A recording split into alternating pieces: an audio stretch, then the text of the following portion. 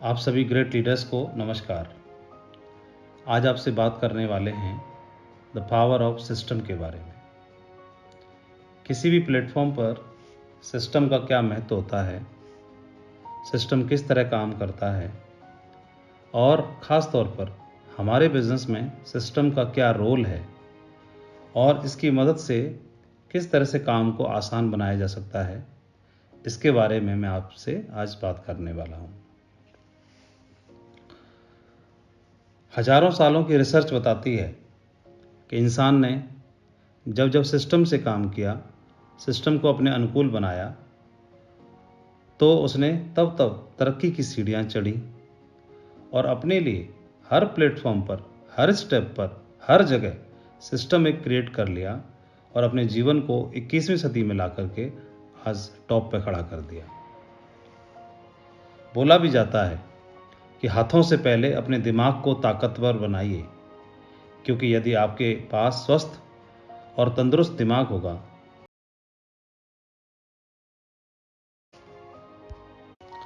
System leveraging करता है। इसीलिए किसी देश को चलाने के लिए भी सिस्टम काम करता है। आज विज्ञान को ऑपरेट करने के लिए भी सिस्टम है। किसी भी देश की अर्थव्यवस्था को कंट्रोल करने के लिए एक सिस्टम है। किसी देश के लिए उसके ट्रैफिक को कंट्रोल करने के लिए भी एक सिस्टम है। रेलवे को कंट्रोल करने के लिए भी एक सिस्टम है।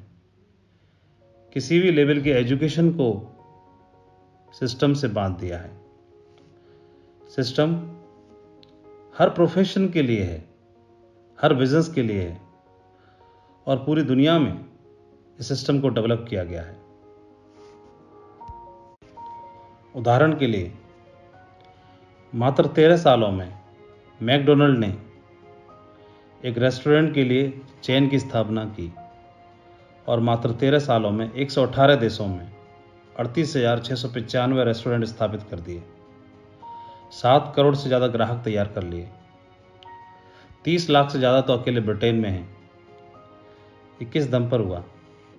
केवल सिस्टम की दम पर। सेम रेसिपी, सेम टेस्ट और सेम पैटर्न पूरी दुनिया में, और सिस्टम की वजह से आदमी, चाहे वो अमेरिका में हो, चाहे इंडिया में हो, चाहे किसी यूरोप के किसी और देश में, हर जगह उसका फ़ायदा उठा सकता है। तो ठीक इसी प्रकार से हमारे बिजनेस में भी एक सिस्टम की कार्यप्रणाली है। ये हर प्रोफेशन के लिए है। डॉक्टर्स के लिए भी है, लॉयर्स के लिए भी है, अकाउंटेंट्स के लिए भी है, पुलिस डिपार्टमेंट के लिए भी है, आर्मी के लिए भी है, हमारे बिजनेस में भी है, डायरेक्ट सेलिंग में भी है, सेफ शॉप में भी है। उदाहरण के लिए कोई भी एक व्यक्ति डायमंड अचीवर है, तो उसकी ताकत क्या है? वो अकेला कितने लोगों को जानता होगा डायमंड बनने से पहले? उसके मिलने वाले कितने लोग रहे होंगे और उसके कहने से कितने लोगों ने ज्वाइन किया होगा? 10, 20, 50, 100, 200 या इससे भी ज़्यादा बोलो, लेकिन 10,000 लोगों का परिवार उसके साथ में काम करने की शुरुआत कर देता है। और ये तो डायमंड बनने के पहले लेवल की बात कर रहा हूँ मैं। इसके बाद क्राउन एम्बेसडर तो किस वजह से कर सकता है वो?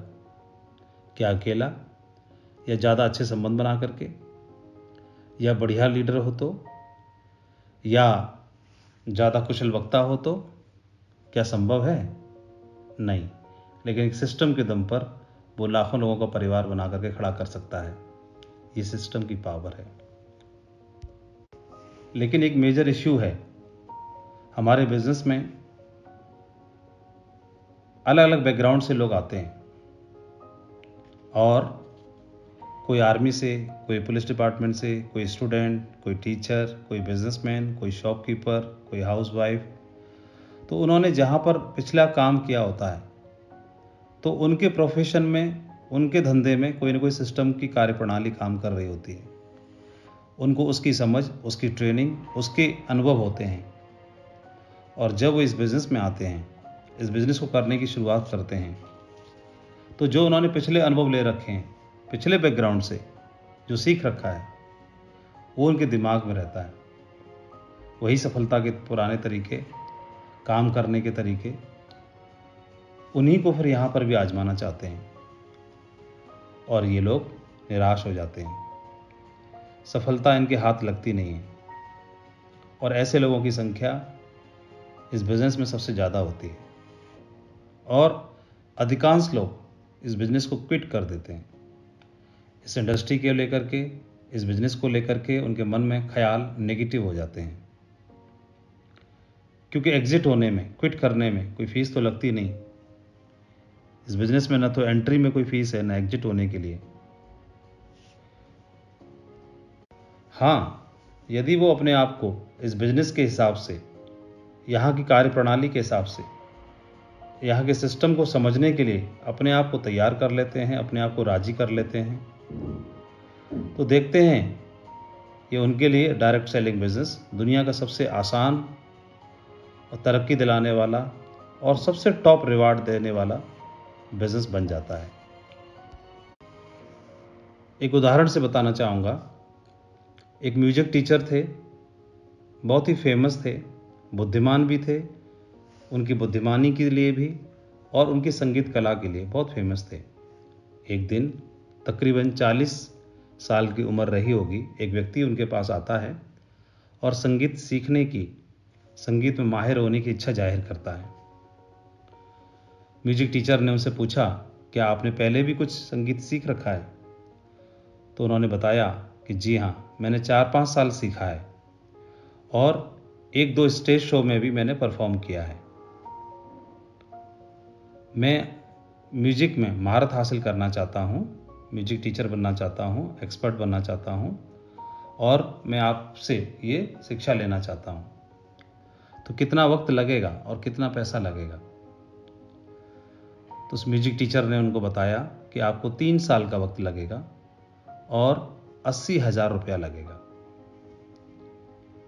ये सुनकर के वो सोचने लगा व्यक्ति और मन ही मन सोचने लगा कि चार्ज तो बहुत ज़्यादा है और वक्त भी बहुत ज़्यादा है, इतना वक्त मैं कैसे दे पाऊँगा। सोच ही रहा था, इतने में एक 12 साल का एक लड़का भी वहाँ पर प्रवेश करता है और वो भी सेम बात पूछता है कि उन टीचर से कि सर, मैं म्यूजिक सीखना चाहता हूँ और म्यूजिक में आगे जाना चाहता हूँ। तो उन्होंने उसको बताया कि आपको 1 साल का वक्त लगेगा। साथ ही ये भी पूछा, क्या आपने पहले कुछ म्यूजिक सीख रखा है? उस बच्चे ने जवाब दिया कि नहीं, मैं इसके बारे में कुछ नहीं जानता। तो उस टीचर ने उनको बताया कि आपको 1 साल का वक्त लगेगा और आपकी फीस 20,000 रुपये लगेगी। ये सुनकर के जो पहले व्यक्ति आया हुआ था, 40 साल की उम्र वाला, वो आश्चर्यचकित हो गया और टोक पड़ा, बोला कि ये क्या बात हुई भला, मैंने तो 4-5 साल म्यूजिक सीख भी रखा है, मुझे तो थोड़ा बहुत आता भी है और मुझे आपने 3 साल का वक्त बताया और 80,000 फीस बताई और इस बच्चे को तो कुछ आता भी नहीं है और इसको आपने मात्र 20,000 फीस बताई और 1 ही साल का वक्त बताया, ऐसा क्यों? तो उस म्यूजिक टीचर ने जवाब दिया कि म्यूजिक सिखाने की फीस आपको भी 20,000 लगेगी और आपके लिए भी म्यूजिक सिखाने में 1 ही साल का वक्त लगेगा। बाकी 2 साल का वक्त और 60,000 रुपये अतिरिक्त जो आपने सीख रखा है पिछला वाला, उसको भुलाने का चार्ज है। Yes, new learning is easier and faster. इस बिजनेस के कारण मुझे आर्थिक आज़ादी मिली है, एक बहुत अच्छा शानदार नेटवर्क मिला है, शानदार टीम मिली है, बहुत बड़े रिवार्ड मिले हैं। तो इन सब के पीछे क्रेडिट इस ग्रेट अपॉर्चुनिटी को जाता है, लेकिन साथ ही मैं बोलना चाहूँगा, इसके साथ साथ एक एजुकेशनल सिस्टम है जिससे मेरे व्यक्तित्व का विकास हुआ और जिससे मैं सबसे ज़्यादा प्रभावित हुआ। इस बिज़नेस में आगे बढ़ाने के लिए वो आपके साथ साथ चलता है और आपको दिखाई भी नहीं देता, उसको सबसे बड़ा क्रेडिट जाता है। मैं अपनी बात करूं तो इस बिज़नेस में मैं नया था, कुछ भी जानता नहीं था, कोरा था, उसी 12 साल के बच्चे की तरह। लेकिन मैंने काम करना शुरू किया, काम करता गया, फ्रेशर से सिल्वर बना, गोल्ड बना, पर्ल बना, टोपाज बना। इस दरमियान में मेरा फोकस सिर्फ नई सेल पे था। टीम बनाओ, नई सेल लाओ, टीम बनाओ, नई सेल बनाओ, सिर्फ यही ध्यान था। करता चला गया और कुछ समय के बाद मेरा बिजनेस थोड़ा स्लो डाउन हुआ। तो उस स्लो डाउन के दरमियान में मुझे कुछ रियलाइज़ हुआ कि मैं अब तक सिर्फ नई सेल पे ध्यान देता था। मैंने सिस्टम ने जो मुझे सिखाया, मेरे टोपाज बनने तक के पीछे सिस्टम को ही क्रेडिट जाता था, क्योंकि मैं आया तो वेन्यू पे प्लान अटेंड करने जाता था, वो सिस्टम की एक्टिविटी थी। मैं हर फ्राइडे को ट्रेनिंग अटेंड करता था, वो सिस्टम के द्वारा एक्टिविटी होती थी। अपलाइन के द्वारा हर वीकली एक ग्रुप मीटिंग होती थी, वो सिस्टम की एक्टिविटी थी। हर 4 महीने में, 6 महीने में, कभी दिल्ली में, कभी आगरा में कोई ना कोई फंक्शन होता था, वो फंक्शन अटेंड करने का मौका मिलता था, वो सिस्टम की एक एक्टिविटी थी। अपलाइन से कभी मुलाकात करने का मौका मिलता था बीच में काउंसलिंग के द्वारा, तो वो एक सिस्टम की एक्टिविटी थी। कभी किसी बड़े इवेंट को देखने का सौभाग्य मिला, वो सिस्टम की एक्टिविटी थी।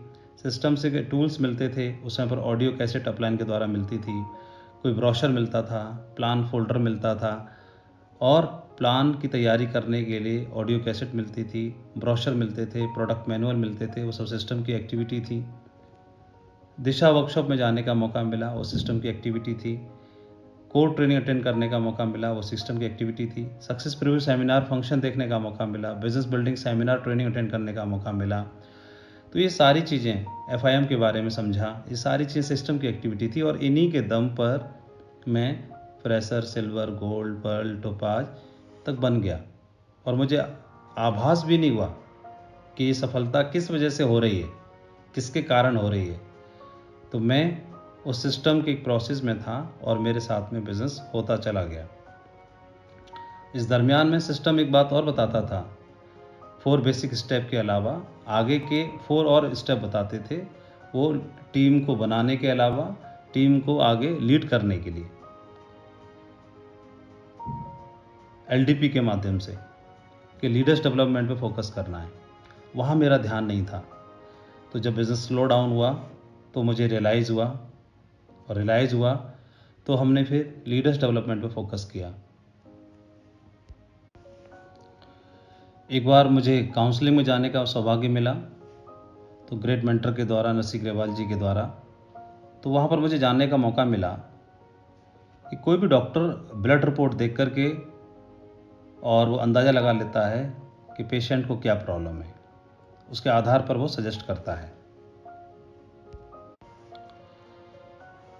तो हमारे बिज़नेस में भी उन्होंने बताया कि हमारा बिज़नेस 2 लेग में चलता है, एक राइट और एक लेफ़्ट। तो हमारा बिज़नेस मजबूत है या नहीं है, ये कैसे पता चलेगा? तो उन्होंने एक कागज़ पेन लेकर के और एक डायरी में अच्छे से समझाना शुरू किया। उन्होंने बताया कि माधव जी, सबसे पहले उन्होंने पूछा कि बंदूक के अंदर जो गोली चलाई जाती है, तो 2 तरह से ऑप्शन है, गोली को हाथ से मारो, एक उसे बंदूक में डाल के मारो, इफ़ेक्ट दोनों का अलग अलग आएगा। मैं बोला बिल्कुल सही है, लेकिन वो गोली बनाई किस लिए गई है? तो उसका यूज़ बंदूक में डालने से हो सकता है। तो बंदूक क्या है? सिस्टम का पार्ट है और एक टूल भी है। आप इस बिज़नेस को अपने तरीके से करेंगे, अपने हिसाब से करेंगे, या कुछ मानेंगे, कुछ नहीं मानेंगे, तो ये बिज़नेस इसी तरह से आपका चलेगा। कभी चलेगा, कभी गिरेगा, कभी उठेगा, कभी स्लो, कभी तेज़। सिस्टम में बताई हुई हर एक्टिविटी को अक्षरश पालन करना है। कोई चीज़ अगर छोटी सी है तो उसको भी हमें फॉलो करना है। तो फॉर एग्जांपल के लिए कि उसमें काउंसलिंग का एक पार्ट बताया गया है, जो आज आपके साथ बैठ के हो रहा है पहली बार। फिर उन्होंने बताया, आप अपना लॉग ID लिखिए, राइट और लेफ्ट स्ट्रक्चर को देखिए। अब आप चेक करिए कि राइट में और लेफ्ट में कितने कोर हैं आपकी टीम में, कितने लीडर्स हैं जिन्होंने कोर ट्रेनिंग ली है, और कोर ट्रेनिंग लेने के बाद सिर्फ सर्टिफिकेट या ओरली कोर ट्रेनिंग नहीं, एक्चुअल में जो कोर के 10 पॉइंट्स हैं, उन 10 कोर पॉइंट्स को वो फॉलो करते हैं या नहीं, ऐसे कितने लीडर्स हैं? जिस टीम में जिस लेग में ज़्यादा कोर होंगे वो लेग आपकी स्ट्रांग होगी, जिसमें कम होंगे वो कमज़ोर होगी। आप चेक करके देख सकते हैं। किसी भी लेग को मजबूत करना है, एक को या दोनों को, तो उसके लिए कोर लीडर्स दोनों लेग में मजबूत होना चाहिए, या फिर जिस लेग में आपका इंटरेस्ट है वहाँ पर होना चाहिए। दूसरा आप चेक करने के लिए बताया कि टूल्स का महत्व है। कोई भी डॉक्टर यूके से पढ़ के आया, सर्जन है, बहुत अच्छा स्पेशलिस्ट है, लेकिन उसके हाथ में उसका टूल ही ना हो तो बिना टूल्स के डॉक्टर अधूरा है कि नहीं। कोई भी लॉयर है, कोई भी कारपेंटर है, कोई भी पेंटर है, कोई भी है, पंचर बनाने वाला है, कुछ भी है, तो वो टूल ही है। उसकी मदद से आप जो काम कर सकते हैं, आप एक्सपर्ट तो हैं, आपके अंदर हुनर तो है, आपके अंदर काबिलियत तो है। पेंटर पेंट करना जानता है, कारपेंटर अपना काम जानता है, हुनर है। इंजीनियर अपना काम जानता है, हुनर है, लेकिन टूल ही नहीं है। पंचर बनाने का हुनर है उसको, लेकिन टूल ही नहीं है। आपके अंदर लीडरशिप है, हुनर है, दमदारी है, अच्छे लीडर हैं, अच्छे स्पीकर हैं, विद्वान हैं, लेकिन टूल नहीं है। तो टूल का महत्व उन्होंने बताया कि सिस्टम हमें प्रोवाइड कराता है, प्लान फोल्डर वो प्रोवाइड कराता है लिस्ट बनाने के लिए, list book, brochure, audio trainings, video trainings, books, ये सारी चीज़ें प्रोवाइड कराता है। तो आप देखेंगे आपकी टीम में राइट में या लेफ्ट में जहाँ पर लोग टूल्स का इस्तेमाल ज़्यादा करते होंगे, वो लेग आपकी ज़्यादा मजबूत होगी। जिस लेग में लोग टूल्स का इस्तेमाल नहीं करते होंगे या कम करते होंगे, वो कमज़ोर होगी, वो वीक होगी। नंबर 2 पॉइंट बताया, पहला कोर का, फिर टूल्स का बताया। कितने लोग बुक्स पढ़ते हैं, रिकमेंडेड बुक्स, वो भी हमारे सिस्टम की एक रिकमेंडेड बुक है प्रगति सूत्र, उसके अलावा भी बुक्स रिकमेंड की जाती हैं। रिकमेंडेड बुक्स उस किताब में भी लिखी हुई हैं, उनको हम देख सकते हैं, समझ सकते हैं। प्रगति सूत्र में एक पेज नंबर 126 127 पे जाकर के, और भी कई सारी किताबें हैं। तो उन रिकमेंडेड बुक्स को कितने लोग पढ़ते हैं, जितने लोग ज़्यादा पढ़ते होंगे या जिस लेग में ज़्यादा पढ़ते होंगे वो लेग स्ट्रांग होगी, और नहीं पढ़ते होंगे तो वो लेग उतनी स्ट्रांग नहीं होगी। फिर अगला पॉइंट उन्होंने बताया कि आपकी टीम में ग्रुप मीटिंग करने वाले लोग कितने हैं और कितनी ग्रुप मीटिंग होती हैं। जहाँ ग्रुप मीटिंग होती हैं वो टीम स्ट्रांग होती है। फिर अगला पॉइंट बताया कि ज्वाइन होते ही कितने लोग FIM करने जाते हैं और FIM करते हैं, वो टीम आपकी स्ट्रांग होगी। फिर अगला पॉइंट बताया कितने शोधी प्लान होते हैं, क्योंकि बिजनेस जो है वो नंबर्स का है। जी हाँ, numbers are the pulse of the this business. इस बिजनेस के पल्स बोले जाते हैं, धड़कन बोले जाते हैं नंबर्स। उनको किस तरह से हम कैलकुलेट कर सकते हैं कि कितने लोग प्लान दिखाते हैं, 1 to 1, home plan, group plan, venue plan. जितने नंबर ऑफ प्लान ज़्यादा होते होंगे जिस टीम में, वो टीम स्ट्रांग बनती चली जाती है, और जिसमें कम होते हैं वो पिछड़ती चली जाती है। यह रातों रात सफलता नहीं मिलती है, इसके लिए अपने आप को तैयार करना पड़ता है। रातों रात सिर्फ गोल लिख देने से गोल अचीव नहीं होता है। वो तो लॉटरी लग जाएगी तो रातों रात बन सकता है, KBC में कोई बन सकता है, डायरेक्ट सेलिंग में, सेफ शॉप में व्यक्ति अपनी चॉइस से डायमंड बनता है, चॉइस से, बाई चांस नहीं। और ऐसा बोला जाता है कि अच्छे तैराक पानी से बाहर नहीं, पानी के अंदर जाकर के तैयार होते हैं। इस बिजनेस में घुस कर के तैयार होना है अपने आप को, तो आप एक स्ट्रॉन्ग डायमंड बनेंगे। वैसे तो डायमंड बहुत बनेंगे, लेकिन ऐसा नाम जो ब्रांड बन जाए, जिसे पहचाना जाए, जिससे लोग प्रेरित हों, वो डायमंड लीडर आपको बनना है। ऐसा मुझे बताया जाने लगा, मैंने डिसीजन ले लिया कि मुझे ऐसा ही बनना है। तो अगला पॉइंट बताया कि राइट और लेफ्ट में जिस टीम में लोग प्रमोशन ज़्यादा करते हैं, किसका, सक्सेस प्रूफ सेमिनार में जाने का, बिजनेस बिल्डिंग सेमिनार में जाने का, वो टीम मजबूत होती चली जाती है।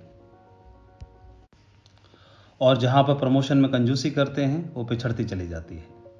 फिर अगला पॉइंट बताया कि जिस टीम में लोग डायमंड सेलिब्रेशन में ज़्यादा प्रमोशन करते हैं, वो टीम मजबूत बनती है, विजनरी लीडर्स की टीम बनती है। क्योंकि डायमंड फंक्शन ही एक ऐसा फंक्शन होता है जहाँ पर आदमी जाकर एक मुट्ठी बांधता है। छोटी मोटी मीटिंग्स में आदमी, लोकल लेवल की मीटिंग्स में मोटिवेट हो सकता है, टेम्परेरी उसका जो नेगेटिविटी है वो दूर हो सकती है, टेम्परेरी मोटिवेशन उसको मिल जाता है, क्योंकि मोबाइल को हर दिन चार्जिंग की आवश्यकता होती है। इसी तरह से हमारे लोगों को भी बार बार चार्जिंग यानी मोटिवेशन की आवश्यकता होती है। लेकिन एक आदमी जब एक दृढ़ निश्चय करने का डिसीजन लेता है वो डायमंड शिप को देखने के बाद ही लेता है। तो जिस टीम में डायमंड शिप का प्रमोशन जो लोग करते हैं उनकी टीम बहुत दमदार और ग्रेट टीम बनती है, ऐसा मुझे बताया। साथ ही साथ दिशा ट्रेनिंग का महत्व समझाया। दिशा में जाकर के आदमी एथिक्स को समझता है, इस बिजनेस को क्यों कर रहा है उसका मकसद समझता है, इस बिजनेस को लॉन्ग टर्म के लिए करने के लिए डिसीजन लेता है। जिसके लोग दिशा ट्रेनिंग में जाते हैं वो लॉन्ग टर्म के विजनरी लीडर्स में कन्वर्ट होते हैं। ये बात जानने के लिए मिली। मैंने मन ही मन दृढ़ निश्चय किया कि मैंने आने वाले समय में इन सारी चीज़ों को मैं अप्लाई करूँगा, सबको फॉलो करूँगा जो आप मुझे बता रहे हैं। एक एक करके मैंने पॉइंट्स को लिखना शुरू कर दिया। मीटिंग में जानने का मुझे मौका मिला कि हर छोटी बड़ी मीटिंग का महत्व होता है। अगर मीटिंग नज़दीक की होगी तो वो मोटिवेशन देगी, नेगेटिविटी को हटाएगी। पास की होगी, नेगेटिविटी हावी नहीं होगी। दूर की होगी तो माइंडसेट बदल देगी, क्योंकि आदमी जाएगा दूर तक ट्रैवल करते हुए तो सोचते हुए जाएगा, और दूर से ट्रैवल करके जाएगा तो सोचते हुए जाएगा। और उन्होंने बताया भी कि जो लोग इसका प्रमोशन ज़्यादा करते हैं, मीटिंग का, एक्टिविटी का प्रमोशन ज़्यादा करते हैं, तो उनको इस तरह से समझ सकते हैं। कोई भी लोहार या सुनार लोहे को या सोने को औजार में या जेवर में कन्वर्ट करने से पहले गर्म करते हैं, फिर चोट मारते हैं। हमारे बिजनेस में भी या तो हमें जेवर बनाना है या फिर उसको औजार बनाना है। तो हमारे औजार को गर्म करना है औजार में कन्वर्ट करने से पहले या जेवर में कन्वर्ट करने से पहले। औजार इसलिए बनाना है कि डायमंड बनने तक उसको औजार के रूप में इस्तेमाल करना है, बाद में वही जेवर में कन्वर्ट होगा और हमारे सर पर ताज चाहिए होगा। तो आपसे मैं पूछना चाहता हूँ, जो बात मुझे बताई गई तो इनको अमल करना चाहिए था कि नहीं करना चाहिए था? तो ये बताया गया। साथ ही ये भी बताया कि you show me your monthly schedule या last 3 month schedule, I will tell you your achievements and rewards. कि आप अपने 3 महीने का शेड्यूल मुझे बताइए, मैं आपके रिजल्ट और आने वाले वक्त के अचीवमेंट, वर्तमान के और भविष्य के दोनों बता सकता हूँ। तो उस 3 महीने के दरमियान में आपने किस एक्टिविटी को कितना प्रमोट किया, कितना प्रमोशन किया, ये बहुत मायने रखता है। किसी भी एक्टिविटी में हमारे लोग जाने से पहले कतराते हैं, उनको भय लगता है, डर लगता है, लेकिन जाने के बाद जब उनका फीडबैक आप लेते हैं तो आपको खुद ही अनुभव होगा कि क्या किस तरह का फीडबैक आपको मिलता है। सिस्टम हमें एक्टिविटीज़ प्रमोट करता है, एक्टिविटीज़ के प्रमोशन करने के लिए बताता है। तो मुझे बताया गया और मैंने फिर उनको सबको नोट करके वही करना शुरू कर दिया। शुरुआत में मैं जाता, मीटिंग्स होती थी, फंक्शंस होते थे, हम लोग तैयारी करते थे और मैक्सिमम 60, 70, 80% तक पास किसी भी एक इवेंट के हम लोग प्रमोशन कर लिया करते थे। उसका फ़ायदा हमको ये मिलना शुरू हुआ कि पूरी ताकत लगा के प्रमोट करते थे। हमें भरोसा था अपने अपलाइन पर, हमें भरोसा था सिस्टम की काबिलियत पर, तो प्रमोशन करते थे। तो प्रमोशन करते रहने से हमारे टीम के साथी थे, दूर दूर शहरों में रह के काम कर रहे थे, वहाँ से लोगों को प्रमोट करके लेके आते। हमारे मेल लीडर्स जो क्राउन एम्बेसडर्स हैं, क्राउन हैं, मर्करीज हैं, वो सभी लीडर्स ऐसा ही करते थे। तो वहाँ से लेके आते, लोगों को प्रमोशन करते, यहाँ ला के बिठाते और उनका बिजनेस और हमारा बिजनेस दिन दूना रात चौगुना बढ़ना शुरू हो गया। सक्सेस सपोर्ट सिस्टम से टूल्स का प्रमोशन करते थे, चाहे वो प्लान फोल्डर्स हों, बुक्स हों, और भी सारे टूल्स होते थे। उनका प्रमोशन कर करके जो भी मिला, कंपनी से ब्रोशर्स मिलते थे या प्लान फोल्डर मिलते थे या कंपनी से जो भी प्रोडक्ट मिला उस प्रोडक्ट को दमदारी से प्रमोट करते थे। कोई भी ट्रेनिंग मिली, ऑडियो ट्रेनिंग के रूप में, पहले कैसेट मिलती थी, बाद में सीडी के रूप में मिलना शुरू हो गया। हमने भी और हमारे लीडर्स ने भी उन ट्रेनिंग्स को बहुत अच्छे से सुना, उसका पूरा फ़ायदा उठाया और अपनी टीम में भी प्रमोट करना शुरू किया। और जिस वजह से क्या हुआ, हमने सुना और हमने कभी रोका नहीं, चाहे वो ट्रेनिंग दूसरे लीडर्स की रही हो, हमारे से को लाइन लीडर्स की रही हो, इवन अदर कंपनी के लीडर्स की भी रही थी। उन सब चीज़ों से हमारी और हमारे लीडर्स की माइंड प्रोग्रामिंग हो गई और बिजनेस में 4 चांद लगना शुरू हो गया। किसी भी एक्टिविटी को ये सोच कर अटेंड नहीं करना कि अब क्या करेंगे अटेंड करके, अटेंड कर तो लिया, क्योंकि अटेंड जो किया उस समय घड़ी मुहूर्त समय कुछ और था। अब जो अगला अटेंड करोगे उस समय घड़ी मुहूर्त समय दिन काल मौसम सब कुछ अलग होगा। और हमें क्या पता किस मौसम में, किस समय में, किस काल में, किस ग्रह के समय पर, किस घड़ी में हमारे जीवन में यूटर्न आने वाला हो। क्योंकि मैंने तो अटेंड कर लिया, लेकिन मैं जाऊंगा तो इसका भी डुप्लीकेशन होगा। सिस्टम इसके बारे में बताता है। और हमारा कौन लीडर कब जाग जाएगा कुछ कह नहीं सकते। आपने जरूर सुना होगा, महसूस किया होगा, किसी भी लीडर से पूछेंगे आप डायरेक्ट सेलिंग इंडस्ट्री के अंदर, आप 1000 लीडर्स से मिलना, 1000 से पूछना कि आपने इस बिजनेस को करने का दृढ़ निश्चय कब और कहाँ लिया, तो हर लीडर की जुबान से एक ही वाक्य निकलेगा, किसी में एक फंक्शन में गया था, एक बड़े प्रोग्राम को मैंने अटेंड किया और वहाँ जा कर के मेरा दिमाग हिल गया और वहाँ पर जा कर के मैंने मुट्ठी बांधी और एक दृढ़ संकल्प किया। ऐसा आप लोगों को भी अनुभव हुआ होगा जरूर। कई बार ऐसा होगा कि आपकी लोकल लेवल की कोई मीटिंग हो रही होगी, एक्टिविटी हो रही होगी, उसी लेवल पर, कंपनी लेवल पर या सिस्टम के लेवल पर या हमारी टीम के लेवल पर, अपलाइन के लेवल पर कोई एक्टिविटी हो रही होगी, तो किसे महत्व दें, कैसे करें। तो अपलाइन ने समझाया कि इसमें सोचना नहीं है। आपकी सेम डेट में, सेम वीक में कोई एक्टिविटी है, आपकी लोकल लेवल पर है और उसी डेट में कोई एक्टिविटी ऊपर लेवल पर है, तो सबसे पहले हमें महत्व देना है कंपनी लेवल पर किसी एक्टिविटी को। तो कंपनी इज़ फर्स्ट हमारे लिए। तो सबसे पहले कंपनी के लेवल पर कोई एक्टिविटी होती है तो हमें उसे प्राथमिकता देनी है। उसके बाद सिस्टम के लेवल पर कोई एक्टिविटी होती है तो उसको हमें टॉप प्रायोरिटी भी देनी है। उसके बाद कोई हमारी टीम के लेवल पर कोई एक्टिविटी होती है तो उसको प्राथमिकता देनी है। उसके बाद में फिर मेरे लेवल पर, जहाँ से मेरी आईडी शुरू होती है, उसके लेवल पर या मेरी टीम के लेवल पर कोई एक्टिविटी होती है तो वो तो है ही है।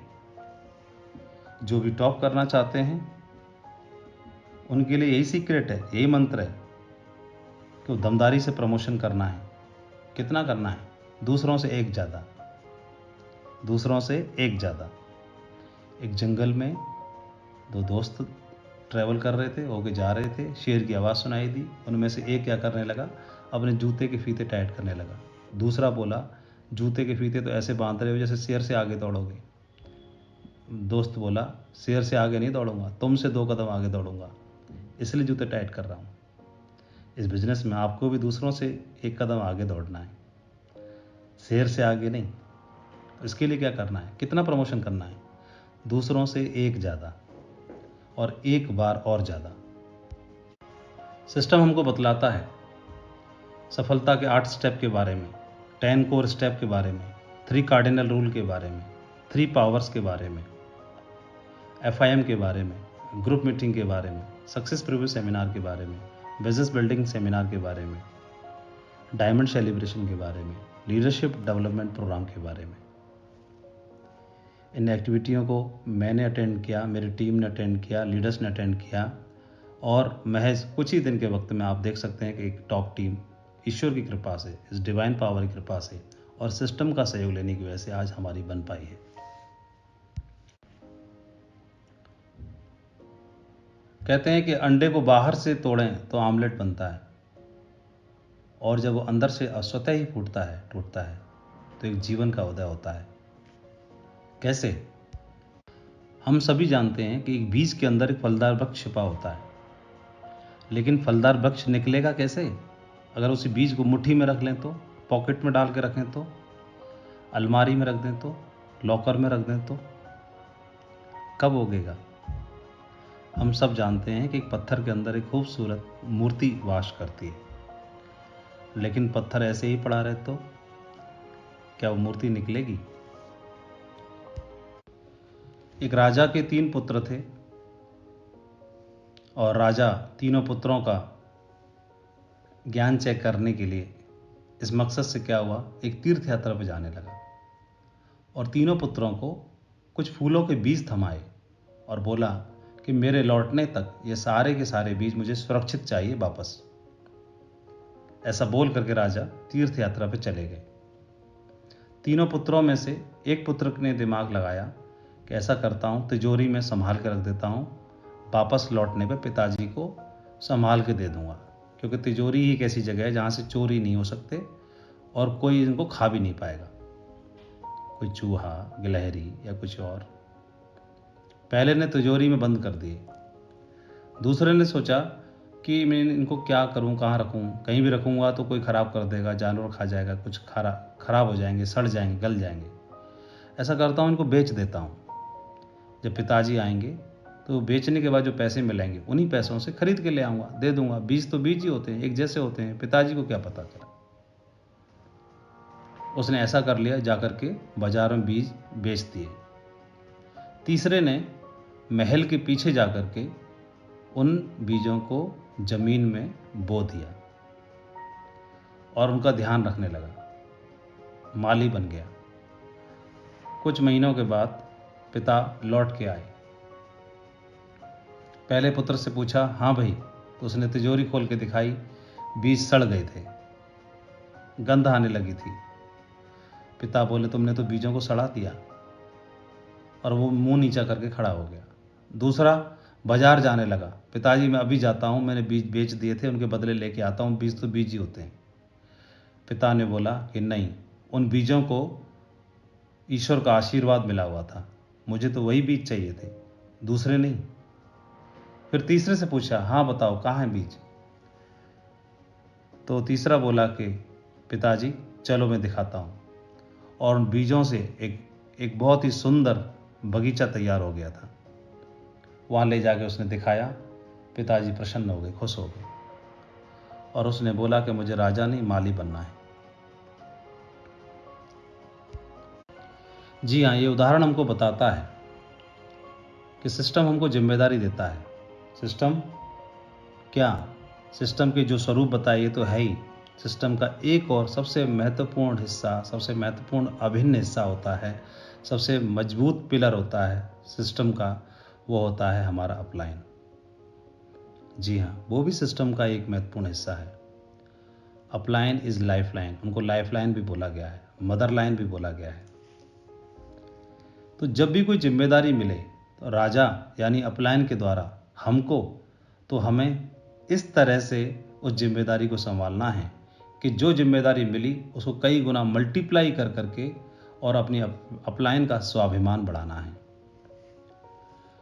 अगर किसी टीम के लीडर को अपलाइन के लिए बनना हो तो क्या बने? जिम्मेदारी, लायबिलिटी या असेट? तो किसी ने खूब कहा है, बनो तो ऐसे बनो ल्यूपिन जंगली फूल की तरह। ऑस्ट्रेलिया के जंगलों में एक ल्यूपिन नाम का फूल उगता है, जंगली फूल। उस फूल की खूबी ये होती है कि जिस जमीन में उगता है उस जमीन को उपजाऊ बना देता है, और सभी प्राउड और फख्र फील करते हैं। तो जिस जमीन में उगो उस जमीन को उपजाऊ बना दो। जिस टीम में जन्मो उस टीम को फख्र वाली टीम बना दो। जिस घर में जन्मो उस घर का कल्याण कर दो। जिस टीम में आओ वो टीम को चमका दो, जंगली फूल ल्यूपिन की तरह। तो ल्यूपिन की तरह एक्टिव, इफेक्टिव और सेलेक्टिव बन जाओ। ऐसे लीडर बनना है, अपनी अपलाइन के लिए धरोहर भी बनना है और खुद भी अपलाइन के रूप में बनना है, क्योंकि हम भी तो अपलाइन हैं। एक राजा का सूरदास मंत्री था जिसको दिखाई नहीं देता था। राजा उस पर बड़ा भरोसा करता, बड़ा ही विद्वान था, बुद्धिमान था। राजा की नज़रों में उसका बड़ा सम्मान था। एक बार उसके शत्रु राजा का पत्र आया इस राजा के यहाँ पर, और उस पत्र में लिखा था कि हमने विज्ञान में इतनी तरक्की की है कि हमने एक ऐसा ड्रॉप बनाया है जिसको आंख में डाला जाए तो कोई भी सूरदास की रोशनी वापस आ सकती है, और हमने और भी कई क्षेत्रों में तरक्की की है। अगर आपको सबूत लेना है तो 2 बूंद हम इस पत्र के साथ भेज रहे हैं, किसी भी सूरदास की आंखों में डाल के देख लो, उसकी रोशनी वापस आ जाएगी, और हमारी ताकत बहुत कई गुना ज़्यादा हो चुकी है। चुपचाप सरेंडर कर दो और हमारे अधीन हो जाओ। राजा ने पत्र पढ़ा और अपने सूरदास मंत्री को ये बात बताई। सूरदास मंत्री से बोला कि इस ड्रॉप को आंख में डाल के देखो, चेक करते हैं रोशनी आती है कि नहीं आती है।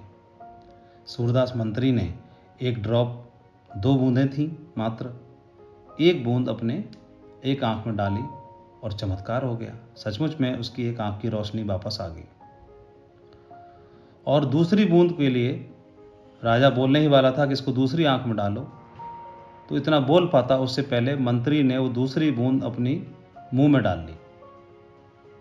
राजा बड़ा नाराज हुआ, ये तुमने क्या किया, इसको खराब कर दिया, वेस्ट कर दिया। अगर दूसरी आंख में डाल लेते तो तुम्हारी दोनों आंखों की रोशनी वापस आ जाती।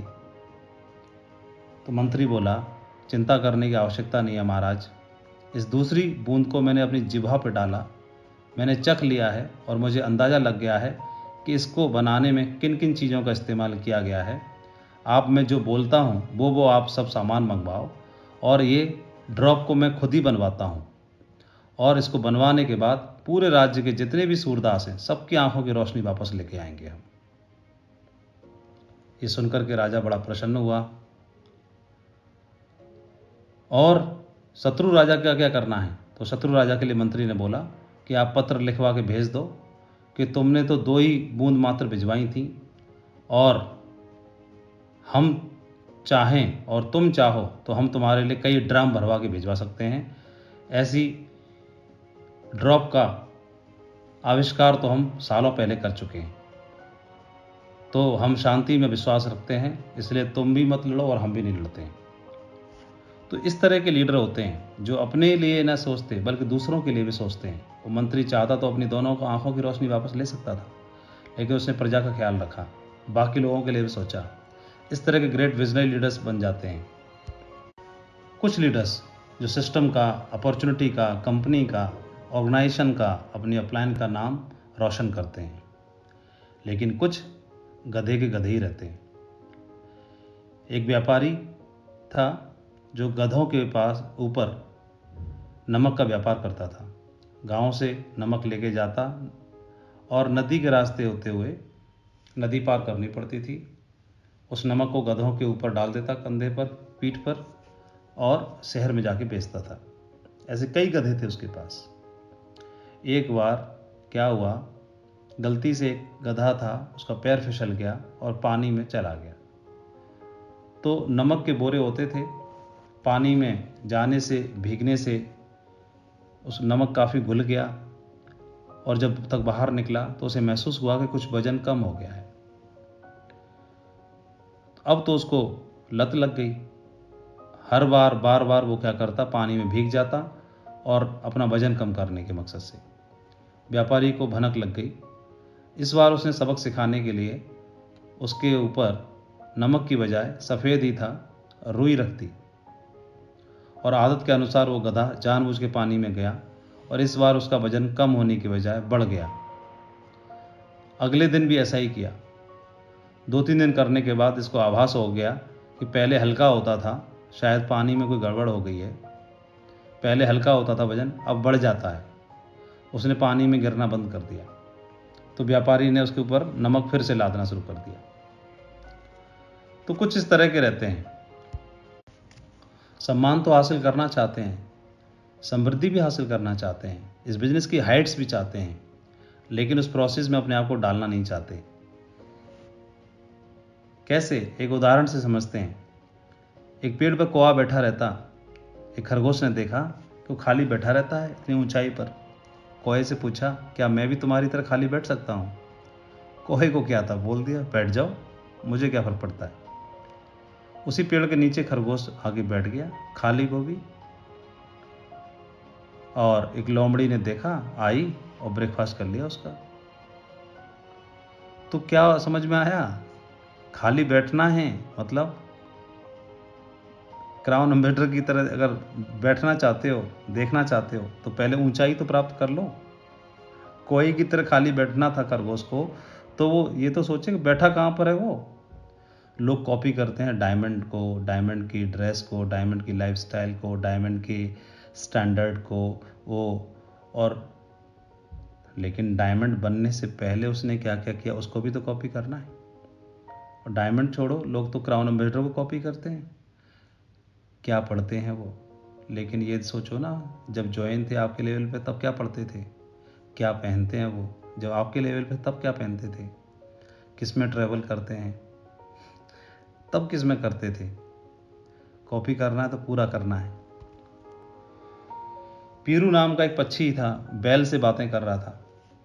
इच्छा जताई कि मैं पेड़ की सबसे ऊंची डाली पर बैठना चाहता हूँ, ये मेरी इच्छा है, लेकिन क्या करूँ, उफ, मेरे पास इतनी ताकत नहीं है मेरे पंखों में, मैं उड़ के उतना ऊपर नहीं पहुँच सकता।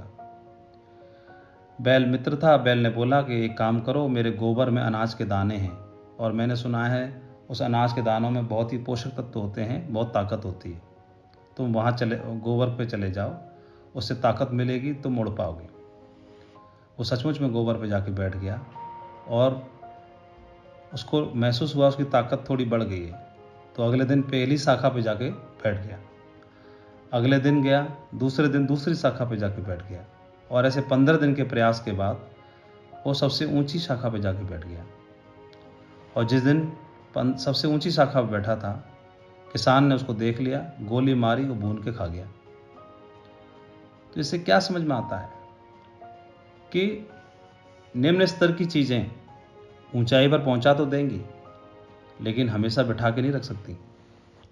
जो लोग सिस्टम की बातों को फॉलो करके, अपलाइन के साथ जोड़ी बना करके, सिस्टम की प्रोसेस को समझ के, अपने आप को ढाल के, अपने आप को योद्धा की तरह तैयार करते हैं, उन लोगों की सफलता बाई चांस नहीं, बाई चॉइस होती है।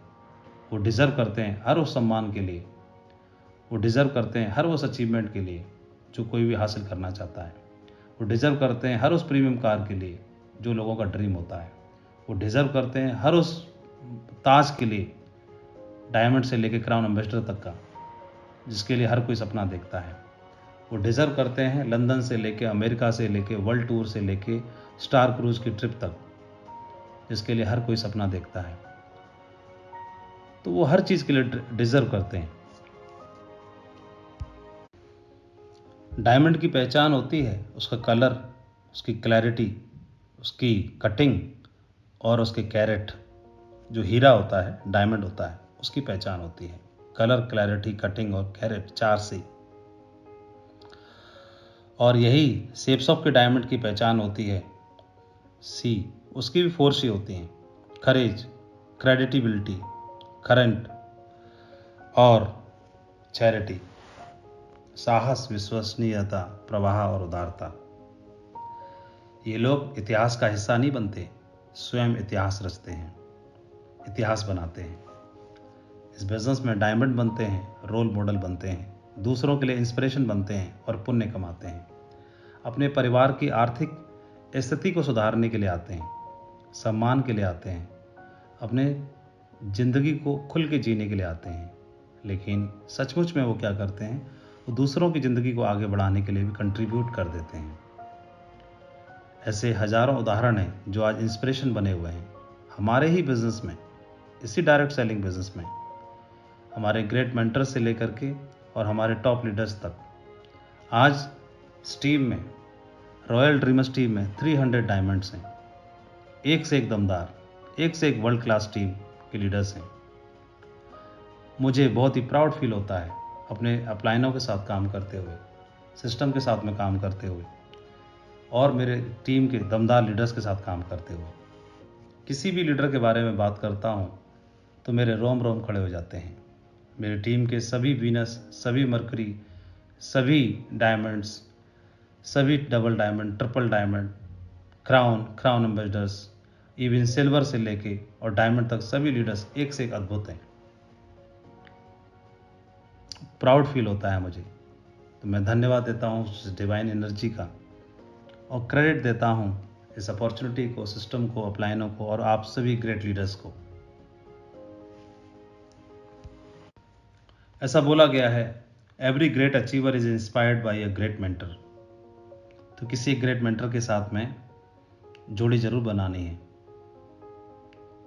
उसको सेलेक्ट करते समय, उनका चुनाव करते समय वो सेलेक्टिव हों, वो इफेक्टिव हों,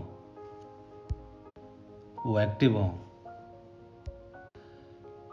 A mentor is someone who see more talent and ability within you than you see in yourself, and help bring it out of you. एक ऐसा व्यक्ति, एक ऐसा ग्रेट मेंटर वो होता है जो आपकी काबिलियत को आपसे पहले आपके अंदर देख लेता है और उस काबिलियत को आपके अंदर से बाहर निकालने में आपकी मदद करता है।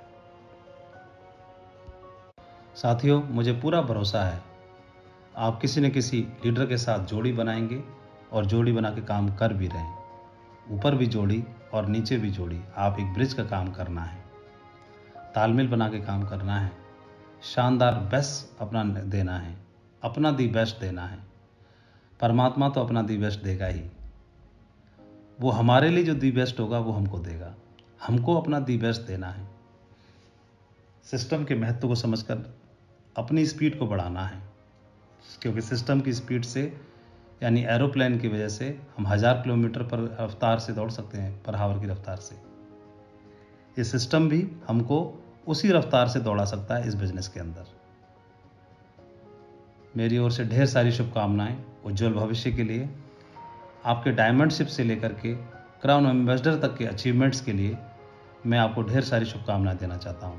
Thank you very much. जय हिंद।